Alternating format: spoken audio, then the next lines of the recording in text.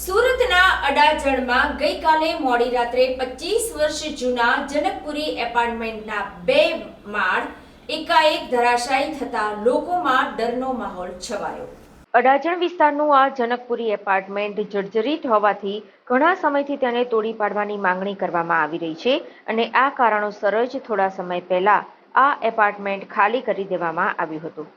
જોકે ગઈકાલ રાતની આ ઘટના બાદ આસપાસની સોસાયટીના લોકોમાં ડરનો માહોલ જોવા મળી રહ્યો છે।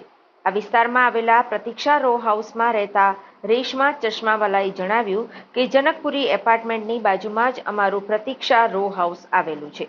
ઘણા સમયથી આ બિલ્ડિંગ ખૂબ જ જર્જરિત છે।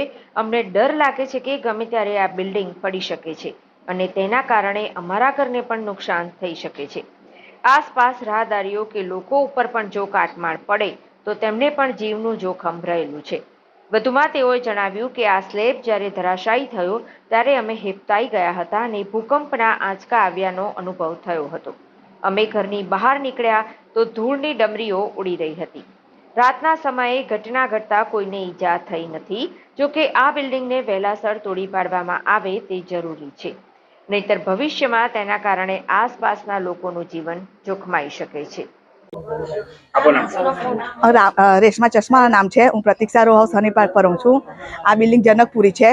તે અડધી રાતે 1:30 વાગે પડી તો અમને એવું લાગ્યું પહેલા ભૂકંપ જ આવ્યો। અમને પહેલા ઘરમાં સુતલ તેવું લાગ્યું। પછી બહાર આવીને જોયું તો આખી બધું ધૂળ થઈ ગયેલું હતું। એટલે અમે અહીં આવીને જોયું તો 2 માળ ધરાશાયી નીચે પડી ગયેલા હતા। જો દિવસના આ બધી વસ્તુ બની હતી તો માતા છોકરા અહીંયા રમે છે, સીધે કામ બધા કરે છે, સાંજે બધા અમે બેસેલા હોઈએ છીએ અહીંયા, તો કોઈની જાનહાનિ થઈ જ શકતે। ને બીજી સમસ્યા એ છે આવ્યા 4 વર્ષથી પાણી આટલું બધું ભરાયેલું છે। અમે કેટલી એસએમસીમાં કમ્પ્લેન આપી પણ એ લોકોએ કંઈ એ કર્યું નથી। ને અમારે તો કંઈ પાણી ભરાયેલું તો 500 રૂપિયા દંડ ફટકે કરી નાખે છે એસએમસી ને આ કરતા નથી ને અમે કહીએ છીએ તો આ બિલ્ડર લોકો એમ કે પૈસા ખવડાવે તમારે જે થાય તે કરી લો। અચ્છા, બિલ્ડિંગ કેટલા વર્ષ જૂની છે? 25 વર્ષ જૂની છે ને આ વર્ષથી કઈ 6 મહિના ખાલી કરાવ્યું હશે। હાલમાં કોઈ અત્યારે હાલમાં કોઈ નથી રહેતું, બિલ્ડિંગ ખાલી છે।